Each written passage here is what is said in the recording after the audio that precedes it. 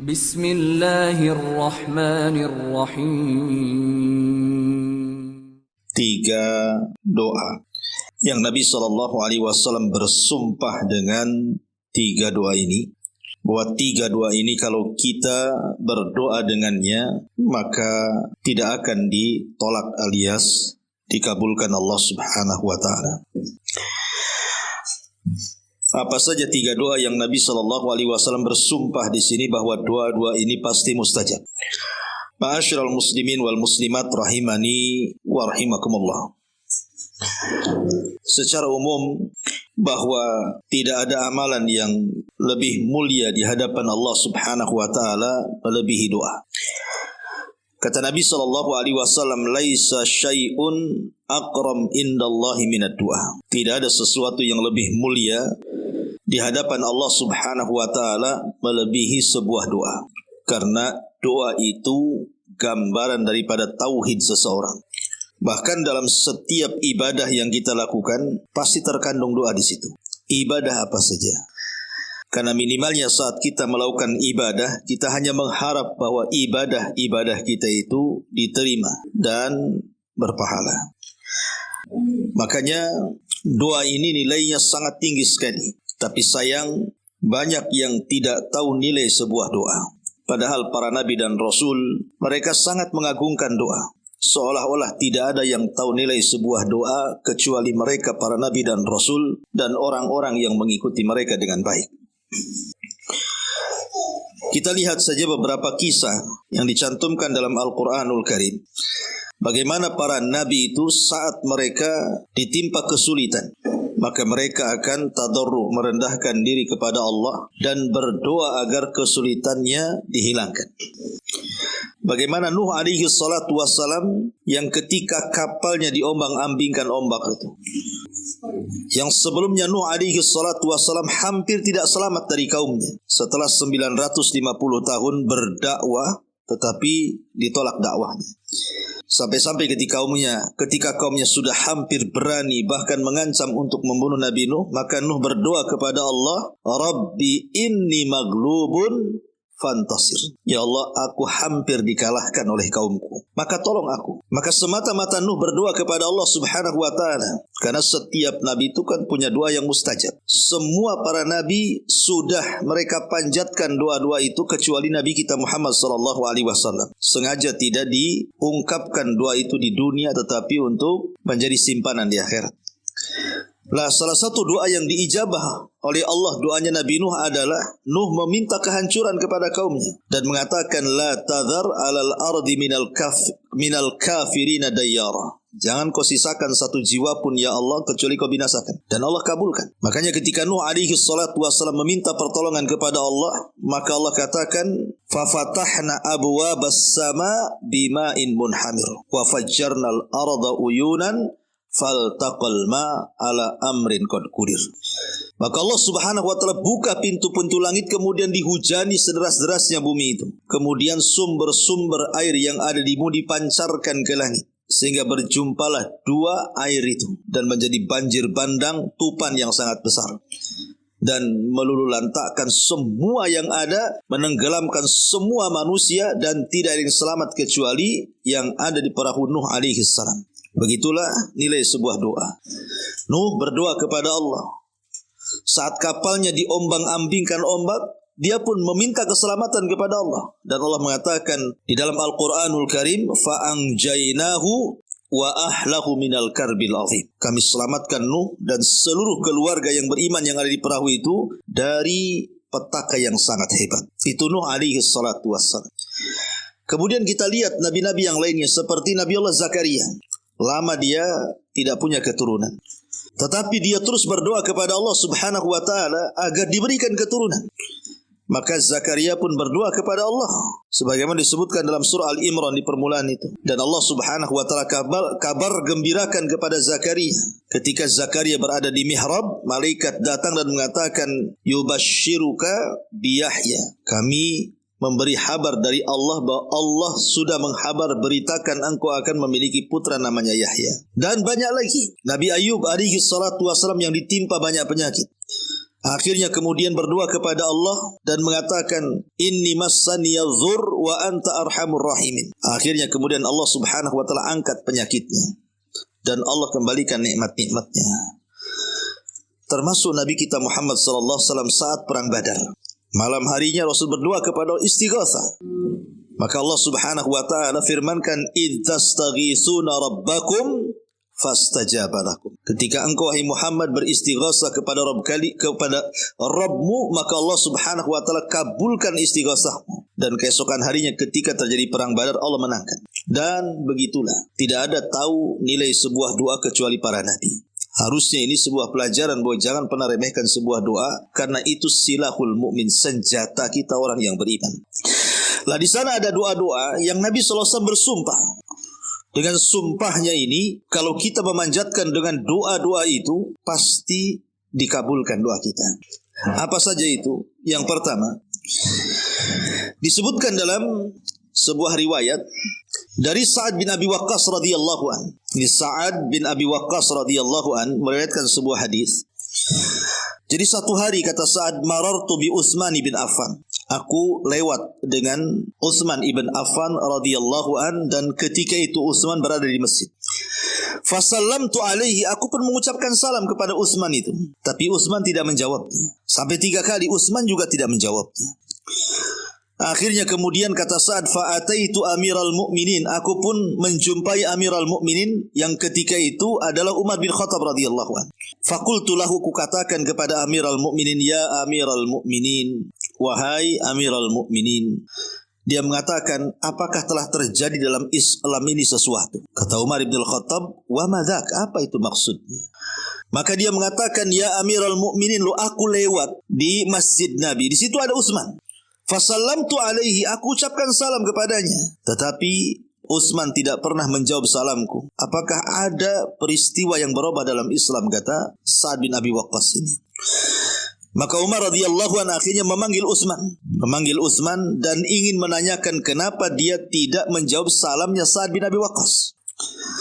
Akhirnya kemudian kata Umar bin Khattab radhiyallahu an, ma mana'aka alla takuna radatta ala akhika salam ya Utsman. Kata Umar, ya Utsman, apa yang mencegah kamu untuk menjawab salam dari saudaramu Sa'ad ini? Apa yang mencegahmu? Kenapa kau diam saja? Ada orang mengucapkan salam, harusnya dijawablah. Maka Utsman ibn Affan radhiyallahu an mengatakan, aku tidak mendengar salamnya. Aku tidak dengar, macam mana mau jawab? Aku tidak dengar. Ya. Tapi Sa'ad bin Abi Waqqas mengatakan, bahkan aku mengucapkan salam. Kata Utsman, aku tidak dengar. Akhirnya kemudian Umar bin Khattab radhiyallahu anhu berupaya menengahi dua sahabat yang hampir berselisih ini gara-gara mengucapkan salam dan tidak mengucapkan salam. Maka akhirnya kemudian Utsman pun mengatakan, ya Amiral Mukminin, boleh jadi ketika itu memang aku sedang ada masalah. Aku sedang ditimpa masalah. Mungkin menghayal, melamun gitu ya. Kayak kita kadang-kadang kalau menghayal itu ada orang ngomong di depan kita aja nggak tahu. Padahal dia sedang ngomong sama kita tuh. Nanti kemudian kita tanyakan, dengar kamu ngomong apa tadi? Kan itu ya. Itu orang menghayalkan seperti itu. Ya. Itulah yang terjadi kepada Utsman. Akhirnya kemudian Utsman mengatakan, aku sedang ada masalah sehingga tidak fokus. Kemudian ditanyakan, apa masalahmu? Dia mengatakan, aku teringat doa yang Nabi SAW bersumpah dengan doa itu. Aku teringat doa yang Nabi SAW bersumpah dengan doa itu. Siapa yang membacanya maka akan dihilangkan setiap kesulitannya, setiap kesusahannya, setiap gundah gulananya akan dihilangkan Allah. Masalahnya ketika Rasul hendak mengajarkan doa itu, datang pula Arabi, Arab Badui, mengganggu Nabi dengan pertanyaan. Akhirnya dia lupa menyebutkan lafadznya dan Rasul pun langsung pulang. Kata Sa'ad bin Abi Waqqas, ya Utsman, bukankah aku ada di situ? Aku kejar Nabi SAW dan aku pun penasaran apa lafadznya. Akhirnya kemudian aku ikuti Rasul di belakangnya sampai ketika Rasul masuk ke rumahnya, aku ketuk tuh pintunya. Dan aku katakan, ya Rasulullah, doa apa yang Anda maksud sampai Anda bersumpah dengan doa itu bahwa siapapun yang berdoa dengan doa itu pasti akan dihilangkan dari kesulitannya.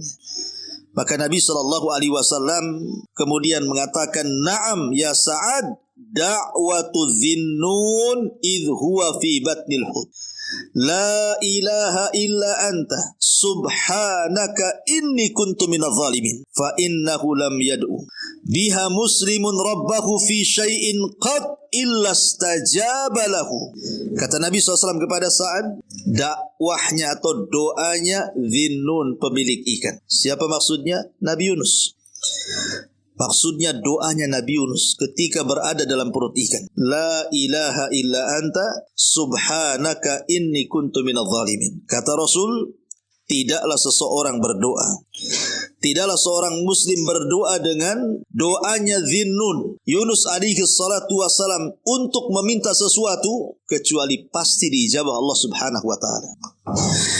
Ma'asyiral muslimat yang dimuliakan Allah Subhanahu wa taala. Dari sini kita tahu yang pertama adalah riwayat Sa'ad bin Abi Waqqas, di mana riwayat ini terdapat di dalam Musnad Imam Ahmad. Kemudian juga sebagian ulama ahli tahqiq menghasankannya, dan Syekh Albani rahimahullahu taala mensahihkannya dengan lafaz da'watu Dhinnun idza'ah wa huwa fi batnil huti la ilaha illa anta subhanaka inni kuntu minadh zalimin fa innahu lam yad'u biha rajulun muslimun fi syai'in qad illa istajaba Allahu lahu. Doanya Dhinnun, Nabi Yunus, ketika dia berdoa dan dia di dalam perut ikan dengan lafaz la ilaha illa anta, tidak ada sesembahan yang berhak disembah kecuali engkau, subhanaka maha suci engkau, inni kuntu minadh zalimin, sesungguhnya aku benar-benar tergolong orang-orang yang melakukan aniaya atau zalim. Kata Rasul, fa innahu lam yad'u biha rajulun muslim, tidaklah seseorang berdoa dan dia seorang muslim fi syai'in qad, meminta sesuatu, illa stajaballahu lahu, kecuali Allah akan kabulkan permintaannya. Inilah doa yang Rasul bersumpah bahwa siapapun yang berdoa dengan Dhinnun, doanya Nabi Yunus, pasti dikabulkan. Ma'asyiral muslimat yang dimuliakan, ma'asyiral muslimin wal muslimat rahimani wa rahimakumullah. Para ulama mengatakan kenapa demikian? Karena ada 5 poin yang harus dicatat dalam doa ini. Yang pertama, bahwa Nabi SAW tegas mengatakan dalam hadis ini, ketika orang yang berdoa dengan doanya Nabi Yunus itu, Rasul dengan tegas mengatakan illa stajaballahu lahu, pasti dikabulkan. Rasul yang mengatakan pasti dikabulkan. Ya, ini yang pertama. Yang kedua, di dalam lafaz doa itu ada lafdut tauhid, lafaz tauhid, la ilaha illa anta. Itu lafaz tauhid. Dan lafaz tauhid itu adalah lafaz yang paling agung. Bahkan Rasul mengatakan afdalu kalimati la ilaha illallah. Seutama-utama kalimat adalah kalimat la ilaha illallah. Artinya bahwa tauhid inilah yang menjadikan kemudian lafaz ini menjadi agung. Dan Nabi SAW sampai kemudian dalam riwayat tadi, ketika hiwar antara Sa'ad dengan Utsman ibn Affan radhiyallahu an, di situ Nabi SAW menjanjikan siapapun yang membaca doa ini, maka dia akan keluar dari kesempitan dan kesulitan hidup. Ini yang kedua. Yang ketiga, bahwa hamba Allah ketika melihat doa ini dengan seksama, betul-betul kita renungkan doa itu, maka di sini ada ahammiyatu istishari azamatillahi azza wajalla. Di sini ada perasaan pengagungan kepada Allah azza wajalla. Kenapa demikian? Pertama, di situ ada kalimat tauhid, la ilaha illa anta. Yang kedua ada kalimat at-taqdis, subhanak, pensucian Allah. Dan yang ketiga ada kalimat inkisar, merasa rendah dirinya kita di hadapan Allah, bahwa kita ini makhluk yang mudah melakukan dosa dan kezaliman. Makanya ketika kita pahami 3 makna ini, harusnya muncul kepada hati kita ini perasaan istishar bi azamatillah, lebih mengagungkan Allah Subhanahu wa taala. Kemudian yang keempat, bahwa tashtamilu syighatad du'a ala asbabil ijabati wa hiyal imanu billahi wahda. Karena dalam doa itu ada lafaz yang menyebabkan kenapa doa itu dikabulkan, karena di situ ada kalimat al-imanu billah, ada keimanan yang kuat kepada Allah dengan tauhid tadi. Dan yang terakhir di sini, di antara sebab kenapa doa ini sangat mustajab, karena di sini ada inkisar tadi. Kita ini menghambakan betul-betul kepada Allah, kita merasa bersalah dari dosa-dosa yang kita lakukan, dan kita pasrah kepada Allah Subhanahu wa taala. Dengan sebab itulah maka Allah Subhanahu wa taala mengabulkan doanya. Makanya Nabi SAW sampai bersumpah. Jadi sebenarnya Rasul tidak perlu bersumpah kan? Ngapain Rasul bersumpah? Bukankah setiap ucapan Nabi SAW itu wahyu? Wa mayantiku anil hawa in huwa illa wahyun yuha. Tidaklah Rasul berucap dengan hawa nafsunya, yang Rasul ucap itu adalah wahyu yang diwahyukan kepadanya. Lalu ngapain Rasul bersumpah? Pada Rasul itu shadiqul masduq, dibenarkan ucapannya. Tidak lain ketika Nabi bersumpah dengan doa ini pasti dikabulkan, menunjukkan apa? Keagungan doanya Nabi Yunus alaihi salatu wassalam. Tapi apakah kemudian doa ini khusus untuk Nabiullah Yunus alaihi salatu wassalam? Tidak. Kenapa demikian? Karena Allah Subhanahu wa taala berfirman di sini. Apa firman-Nya? Allah Subhanahu wa taala mengatakan, "Wa dhannuni idz dzahaba mughadiba fadhanna an lan naqdira alaihi fanada fi dhulumati alla ilaha illa anta subhanaka inni kuntu minadh dhalimin." Dalam ayat yang lain Allah mengatakan, "Fastajabna lahu wa najjaynahu minal gham wa kadzalika nunjil mu'minin." Kata Allah Subhanahu wa taala, dan Dhannun, maksudnya Yunus alaihi salatu wasalam. Dhannun itu ketika dia pergi marah dari kaumnya.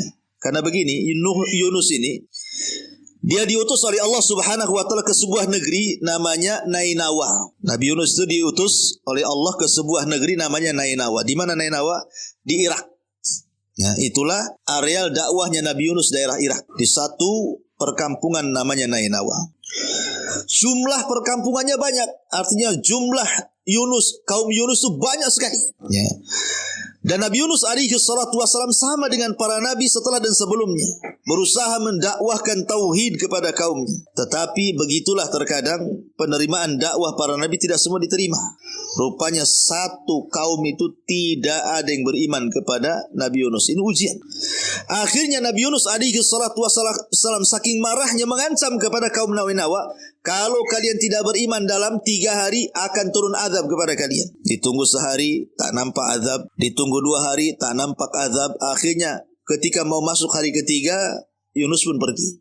Rupanya di hari ketiga, di saat Nabi Yunus pergi meninggalkan kaumnya melihat tanda-tanda azab itu. Akhirnya ketakutan, beriman semuanya, tapi Nabi Yunus tidak tahu karena sudah pergi masalahnya. Ya. Makanya Nabi Yunus akhirnya mencari daerah baru. Naiklah dia kepada sebuah perahu. Tiba-tiba Allah takdirkan perahu ini berhenti di tengah lautan. Akhirnya nampak ada ikan besar yang mengitari perahunya itu. Semua manusia ketakutan. Dan mereka harus mengorbankan satu orang supaya dikasih makan ikan, supaya ikannya menjauh dan tidak mencelakakan semuanya. Akhirnya terjadilah undian di sini, dikoclok bahasa kitanya ya. Kira-kira siapa yang berhak untuk dilemparkan ke dalam lautan untuk menjadi mangsa ikan itu, supaya ikan ini menjauh. Ya.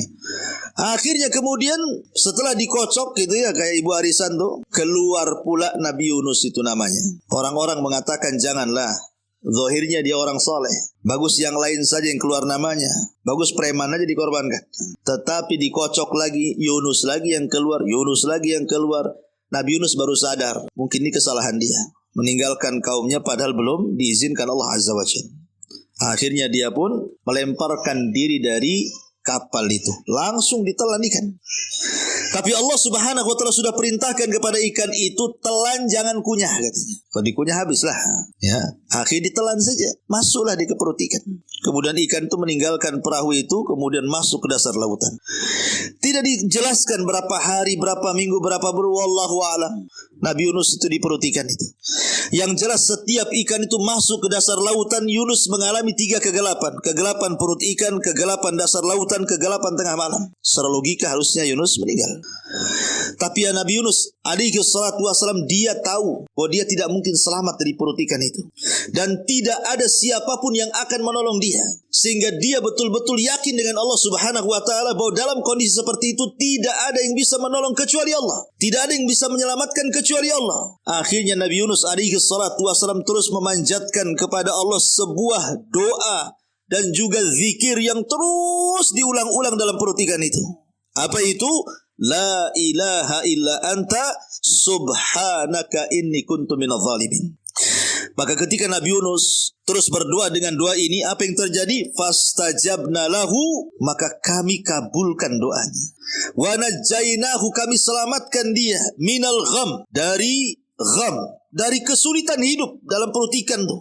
Wa kadzalika nunjil mu'minin, begitu juga kami selamatkan bagi orang-orang yang beriman. Kalimat begitu juga kami selamatkan orang-orang yang beriman menunjukkan bahwa doa itu bukan khusus bagi Nabi Yunus saja, tapi doa itu umum bagi setiap orang yang beriman. Boleh kita baca. Dan khasiatnya sama dengan doa yang dibaca Nabi Yunus dalam perut ikan. Allah keluarkan Yunus, kata Allah, falaula minal musabbihin la labisa fi batnil huti ila yaumi yub'atsun. Kalaulah Yunus bukan orang yang ahli tasbih, tentu Yunus akan berada di perut ikan itu sampai kiamat dibangkitkan. Akhirnya Allah keluarkan Nabi Allah Yunus dari perut ikan dan Allah selamatkan. Kata Nabi SAW dalam hadis ini, siapapun yang berdoa dengan doanya Zinnun Yunus alaihi salam, la ilaha illa anta subhanaka inni kuntu minadh zalimin, lam yad'u rajulun muslimun fi syai'in qad illa stajaballahu lahu. Tidaklah seorang muslim berdoa dengan doa itu kecuali pasti dikabulkan. Makanya saya sarankan, kalau kita hendak berdoa kepada Allah Subhanahu wa taala, sisipkan doanya Nabi Yunus, gitu maksudnya. Kita mau minta apa nih? Ya. Ibu-ibu yang jomblo pengen kawin, atau yang janda pengen nikah lagi, atau yang ya udah nikah nggak bisa lah, ya. Jadi bapak-bapak. Ya, kemudian juga yang sulit ekonomi, yang banyak penyakit ingin disembuhkan, yang pokoknya banyak masalah lah. Hidup ini kan pasti banyak masalah, tidak mungkin gak ada masalah. Setiap orang itu pasti punya masalah.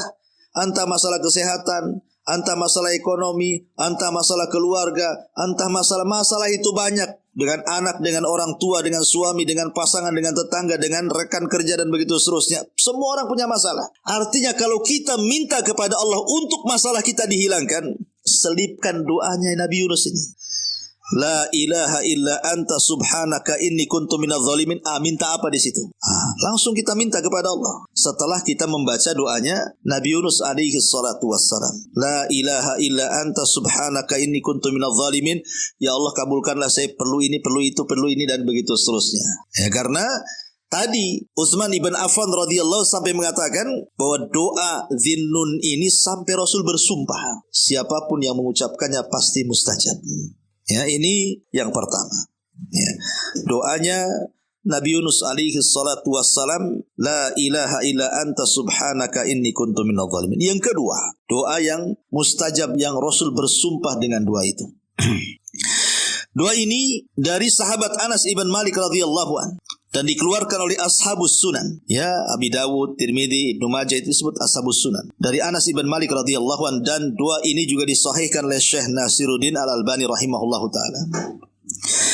Jadi Anas ibn Malik radhiyallahu an, Anas bin Malik ini pembantu Nabi. 10 tahun dia membantu Nabi sampai Rasul meninggal. Maka disebut khadimur Rasul, pembantu Nabi.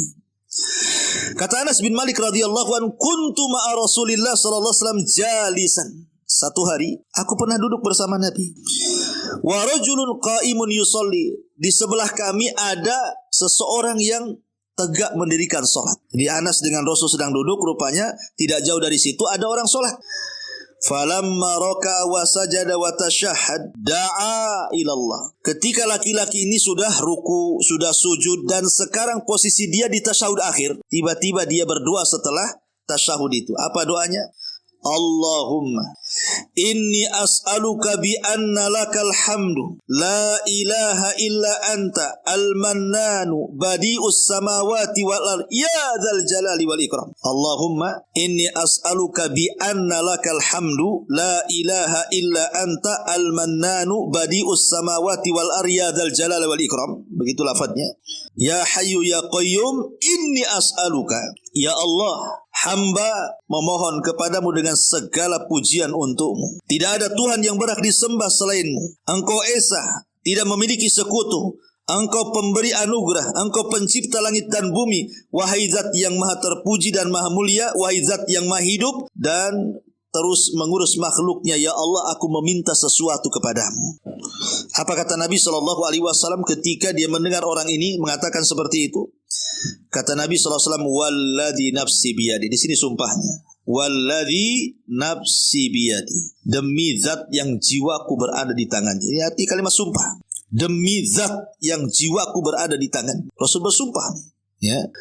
Laqad da'allaha bismihil a'zam. Laqad da'allah bismihil azim. Alladhi idza du'iya bihi ajab wa idza su'ila bihi a'ta. Sungguh orang itu telah berdoa dengan nama Allah yang agung, yang apabila dia berdoa dengan lafaz itu pasti dikabulkan, yang apabila dia meminta dengan doa itu pasti akan diberikan permintaannya. Ya, Rasul menjanjikan dua perkara di sini. Siapa yang berdoa maka dikabulkan, siapa yang meminta maka akan diberi. Apa doanya? Allahumma inni as'aluka bi anna lakal hamdu la ilaha illa anta al-mannanu badi'us samawati wal ar ya dzal jalali wal ikram ya hayyu ya qayyum. Hafal Bu? Hah? Hafal? Oke. Sekarang kita rame-rame ya. Allahumma inni as'aluka bi anna lakal hamdu la ilaha illa anta al-mannanu badi'us samawati wal ar ya dzal jalali wal ikram ya hayyu ya qayyum. Nah, kan pendek itu. Nah, cepat-cepat lah. Memang loadingnya kurang. Kurang loading aja sebenarnya kan. Ini sebenarnya pendek ya. Allahumma inni as'aluka bi anna lakal hamdu la ilaha illa anta al-mannanu badi'us samawati wal ar ya dzal jalali wal ikram ya hayyu ya qayyum titik. Nah, kan? Habis itu kita minta, terserah minta apa. Yang penting doa ini dulu dibaca. Rasul mengatakan demi zat yang jiwaku di tangannya. Ini bersumpah. Siapa yang berdoa dengan doa ini kemudian kita meminta apa saja, pasti dikabulkan doanya, pasti diberikan permintaannya. Ini sumpah Nabi. Pertanyaannya apa? Kenapa sampai mustajab doa ini? Karena dalam doa ini terkandung Ismul A'zam, nama Allah yang nama Allah yang agung. Apa itu? Ya dzal jalali wal ikram ya hayyu ya qayyum. Sebenarnya mengatakan itulah Ismul A'zam. Dahulu di zaman Nabi Musa alaihi salatu wassalam, ketika Nabi Musa alaihi salatu wassalam itu membawa Bani Israel dari Mesir menuju Palestina, tanah perjanjian. Kemudian Allah azab Fir'aun itu dan Allah tenggelamkan sehingga mereka diselamatkan dari Fir'aun dan bala tentaranya. Dalam perjalanannya Nabi Musa dan Bani Israel ini melewati satu bukit yang panjang. Bukit itu namanya Bukit Husban. Bukit itu memanjang sekali, Bukit Husban. Lah setelah Bukit Husban itu ada sebuah kaum dari kaum-kaum Kan'aniyun, penduduk asli situ. Mereka ketakutan kalau Nabi Musa dan Bani Israel itu hendak menjajah mereka. Akhirnya kemudian mereka mencari-cari orang yang mustajab doa supaya berdoa akan kehancuran Musa dan Bani Israel. Lah kebetulan di situ itu ada seorang ahli ibadah namanya Bal'am ibn Ba'ura. Bal'am ibn Ba'ura. Bal'am ini salah satu ulama dari ulama-ulama Bani Israel. Bal'am ini, dia kalau berdoa mustajab doanya. Kalau berdoa doa apa saja mustajab doanya. Kenapa? Rahasianya Bal'am bin Ba'ura itu kalau dia berdoa mustajab doanya karena dia memiliki Ismul A'zam, menguasai Ismul A'zam. Karena dia ahli Taurat juga, ya. Dia tahu nama-nama Allah Subhanahu wa taala yang agung itu. Makanya dia kalau berdoa dengan nama Allah yang agung pasti dikabulkan. Tapi masalahnya ketika para pembesar Kan'an ini datang kepada Bal'am, ya Bal'am, bukankah engkau mustajab doa? Doakanlah kehancuran kepada Musa dan kaumnya, katanya. Jangan-jangan dia datang hendak menjajah kami. Kata Bal'am, celaka engkau, yang aku doakan ini bukan orang biasa.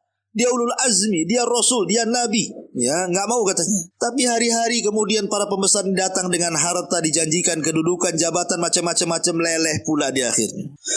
Mau pula dia mendoakan Nabi Musa dan kaumnya. Akhirnya mulailah dia berdoa.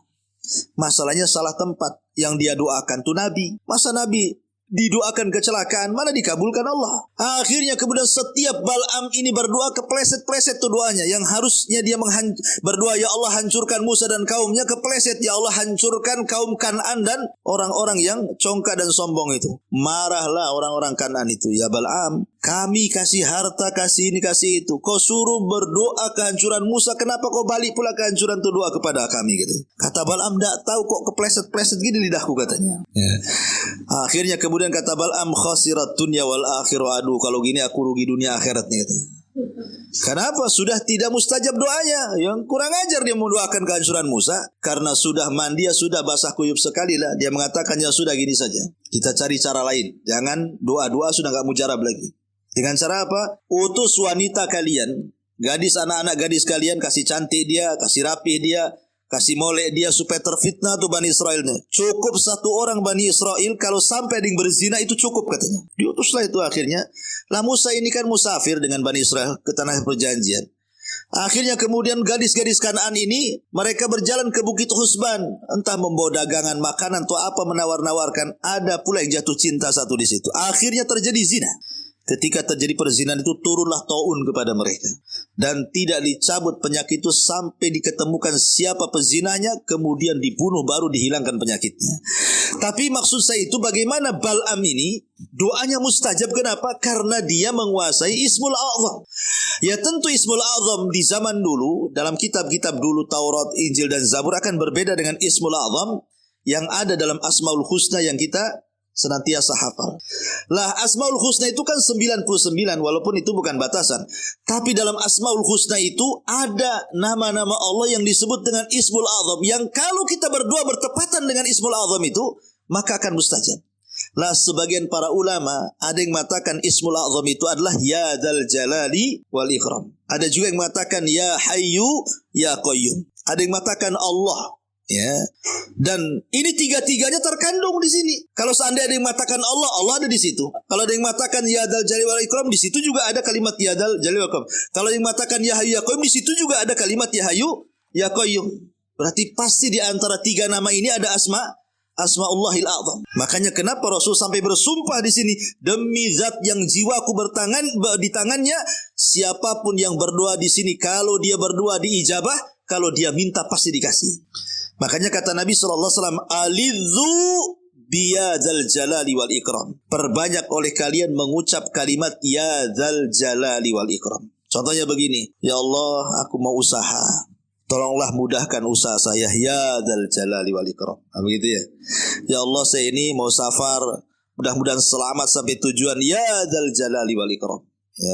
Ya Allah saya ini baru buka usaha, janganlah gulung tikar, kalau bisa bentang-bentang lah tikar tuh, Ya Dzal Jalali wal Ikram. Begitu maksud. Perbanyak setiap doa itu diakhiri dengan kalimat Ya Dzal Jalali wal Ikram, gitu maksudnya. Karena ada sebagian ulama mengatakan Ya Dzal Jalali wal Ikram itu adalah Ismul A'zam. Tapi ada juga yang mengatakan bukan itu, tapi Ya Hayyu Ya Qayyum. Ismul A'zam itu Ya Hayyu Ya Qayyum. Ya, dan begitu seterusnya. Tapi di sini maknanya, maksudnya ketika kita berdoa dikabulkan, ketika kita meminta diberi itu kapan? Saat kita berdoa dan menyelipkan doa ini. Allahumma inni as'aluka bi anna lakal hamdu la ilaha illa anta al-mannanu badi'us samawati wal ardh ya dzal jalali wal ikram ya hayyu ya qayyum. Setelah itu silahkan minta apa saja yang kita minta kepada Allah. Maka kata Rasul, kalau dia berdoa dikabulkan, kalau dia minta pasti akan diberikan permintaannya. Ini yang kedua. Yang ketiga, ya, di antara doa yang Rasul bersumpah juga pasti akan dikabulkan. Hadis yang terdapat dalam Sunan Tirmidzi dan juga disahihkan oleh Syekh Nasiruddin Al-Albani. Hadis ini dari sahabat Buraidah ibn Husayb Al-Aslami radhiyallahu anhu. Jadi dia menceritakan sami'an Nabi sallallahu alaihi wasallam rajulan yad'u. Satu hari Rasul pernah mendengar ada seorang sahabat berdoa. Satu hari Rasul mendengar ada seorang sahabat berdoa. Dalam doanya sahabat ini mengatakan, Allahumma inni as'aluka bi anni ashhadu annaka antallah la ilaha illa antal ahadus samad lam yalid wa lam yu'alladzi lam yalid wa lam yulad wa lam yakul lahu kufuwan ahad. Ini agak mudah karena ada surat Al-Ikhlasnya, Bu ya. Kan kita ibu hafal Al-Ikhlas, masa tak hafal kan itu. Allahumma inni Oke, kita baca sama-sama ya. Allahumma inni as'aluka bi anni ashhadu annaka anta Allahu la ilaha illa anta al-ahadu as-samadu alladzi lam yalid wa lam yulad wa lam yakul lahu kufuwan ahad. Kan enak ini. Agak mudah daripada yang tadi ya. Allahumma inni as'aluka ya Allah, saya meminta kepadamu, bi anni asyhadu, bahwasanya saya bersaksi, laka kepadamu, antallah, engkau adalah Allah, la ilaha illa anta, tidak ada sembahan yang berhak disembah kecuali engkau, al-ahad, yang maha tunggal, as-samad, yang maha bergantung, alladzi lam yalid, yang tidak melahirkan, walam yulad, yang tidak dilahirkan, walam yakul lahu kufuwan ahad, dan yang tidak ada yang sekutu dengan Allah Subhanahu wa taala siapapun. Apa kata Rasul? Walladzi nafsi biyadihi. Lagi-lagi Rasul bersumpah di sini, demi zat yang jiwaku berada di tangannya. Laqad sa'alallaha bismihil azam. Sungguh dia telah meminta kepada dengan nama Allah yang agung. Idza du'iya bihi ajab wa idza su'ila bihi a'ta.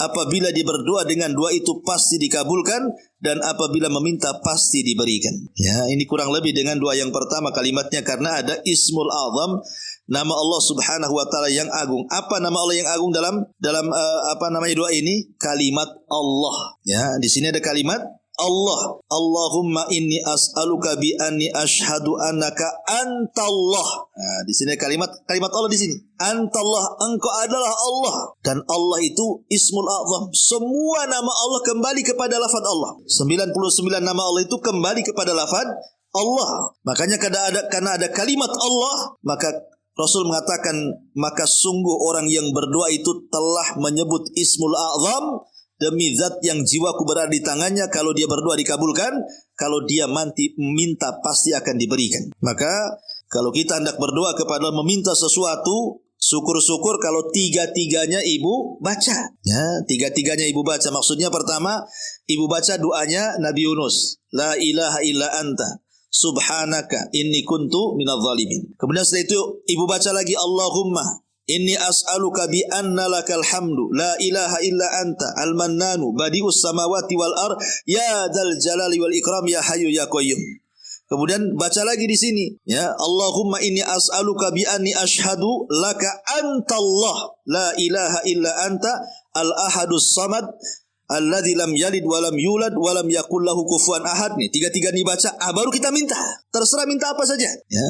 Ini luar biasa, 3 doa yang Rasul bersumpah di situ. Jarang-jarang Rasul bersumpah tuh, ya, kecuali di 3 doa ini.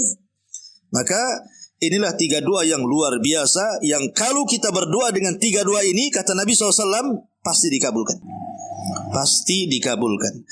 Tetapi yang jadi catatan adalah ketika kita berdoa kepada Allah Subhanahu wa taala, pertama harus ada pengagungan kepada Allah, kerendah dirian kita di hadapan Allah, bahwa Allah lah satu-satunya tempat bergantung kita.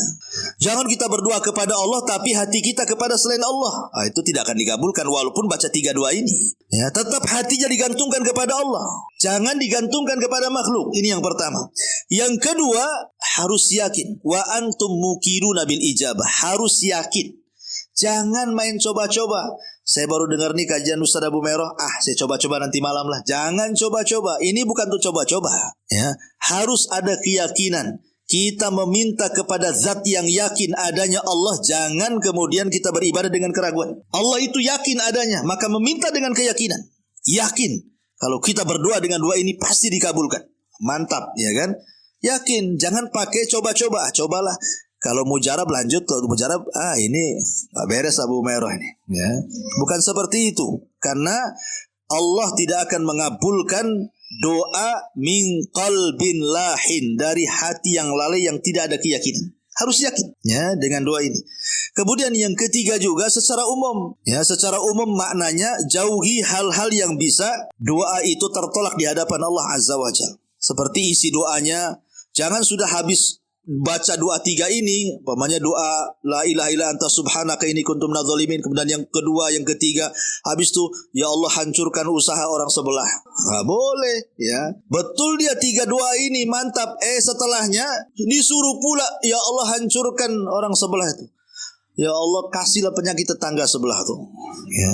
Ya jangan, tidak boleh. Ya, karena doa kalau terkandung dosa atau memutus silaturahim tidak akan dikabulkan. Walaupun mukadimahnya sudah bagus. Jadi jangan ada hal-hal yang bisa menghalangi terkabulkannya doa seperti isi doanya tadi, terkandung dosa, terkandung memutus silaturahim, ya, maka jauhi. Ataupun kita memudah-mudahkan dengan perkara yang haram, ya, memakan yang haram, minum haram, pakaian dibeli dari yang haram, dan begitu seterusnya. Karena ini jadi penolak jadinya kan. Kata Nabi SAW, ada seorang laki-laki di zaman dulu tangannya sampai ke atas, padahal dia seorang musafir, dia sedang sulit, dia terus memanjatkan ya Rob, tapi tidak dikabulkan doanya. Kata Nabi SAW, bagaimana akan dikabulkan doanya? Padahal orang ini punya banyak syarat untuk dikabulkan doa, tapi tidak dikabulkan doanya. Ya bagaimana kata Rasul dikabulkan? Makanan yang makan haram, minuman yang dia minum haram, pakaian yang dia pakai haram, dan dia dibesarkan dari benda yang haram. Fa kaifa yustajabulah, bagaimana akan dikabulkan? Ya, jadi tetap juga harus mengacu kepada etika-etika doa secara umum. Lebih bagus lagi kalau doanya itu satu di tempat yang mustajab, kedua di waktu-waktu yang mustajab. Lebih mantap lagi di sepertiga malam akhir, antara adzan dan qomat, ketika turun hujan, ketika musafir, dan begitu seterusnya ya. Jadi itu lebih mantap lagi. Atau mungkin kita gunakan untuk doa dalam sholat. Setelah tentu ya yang jelas-jelas dulu dibaca. Mungkin kita bisa ambil dalam sujud. Kalau ibu sholat sendiri, ya, dalam sujud, setelah kita membaca Subhana rabbiyal a'la wa bihamdi, Subhana rabbiyal a'la wa bihamdi, Subhanallah, baru baca doa ini, kemudian kita meminta, ya. Atau di akhir tasyahud, setelah meminta 4 perlindungan kan, ya, min adzabi jahannam wa min adzabil qabri wa fitnatil mahya wal mat wa min syarri fitnatid dajjal, bacalah la ilaha illa anta, ini subhanaka inni kuntu minadz zalimin, kemudian ibu minta sesuatu. Nah, itu lebih baik lagi di tempat-tempat yang bagus kan ketika sholat, atau di sepertiga malam. Dan begitu, yang jelas bahwa kenapa kemudian doa ini dilebihkan di antara doa-doa yang lainnya, karena Rasul bersumpah masalahnya di situ. Ya, kalau doa lain kan Rasul tidak bersumpah. Rasul yang mengatakan, ya memang kalau Anda berdoa seperti ini mustajab, tapi yang sampai bersumpah, ya ini doa-doa ini aja. Yang Rasul sampai bersumpah kalau kita menyebutkan atau membaca doa ini kemudian meminta sesuatu, maka akan diijabah oleh Allah Subhanahu wa taala. Wallahu alam. Ini yang bisa saya sampaikan karena sudah jam 11.20. Kalau ada pertanyaan, satu saja. Kalau enggak apa-apa. Ya, kita langsung balik. Iya, silakan. Masalah puasa saya tanya. Iya. Puasa sunnah misalkan kita puasa Daud, Ustaz. Kalau misalkan tanggal 13, 14, 15 kan jam lebih. Iya. Kita sambung gitu Ustaz kalau kita sudah puasa Daud. Kalau sudah puasa Daud, yang lain lewat, Bu. Karena kalau puasa Daud itu sudah mewakili semua puasa. Karena Rasul mengatakan khairus siyam Daud. Sebaik-baik puasa sunnah adalah puasa Daud. Kalau ibu sudah puasa Daud, yang lain tidak perlu puasa. Ya. Jadi cukup Daud saja sudah mewakili semuanya. Tidak usah diborong, nanti ibu capek sendiri. Wa man yushaddadin illa ghalabah. Siapa yang memaksakan diri memborong semua ibadah, puasa sunnah Daudnya iya, Senin Kemisnya iya, Ayamul bidnya iya, qada Ramadannya iya, semua nanti capek Bu, nanti ibu makin kurus ya. Jadi kalau sudah puasa Daud cukup, itu saja istiqomah di situ ya, harus istiqomah ya, karena khairul awam adwamuha wa in qalla. Sebaik-baik amalan itu adalah yang istiqomah walaupun sederhana. Ya, puasa sunnah Daud saja terus, Daud saja. Tidak usah yang lain ditengok, karena itu sudah mewakili semuanya. Wallahu a'lam. Iya. Terkait surat 1000 dinar itu kalau dibaca katanya bisa juga bicara hukum doanya itu apa boleh nggak Ustaz? Iya, bukan hanya 1000 dinar, yang doa-doa yang lain pun banyak yang disabdakan Nabi SAW bahwa kalau kita berdoa dengan itu ya. Dalilnya yang soleh nggak Ustaz? Wallahu a'lam. Ibu pernah dengar dalilnya? Yang 1000 dinar itu? 1000 dinar itu apa itu doanya? Hah? Doanya seperti apa 1000 dinar itu?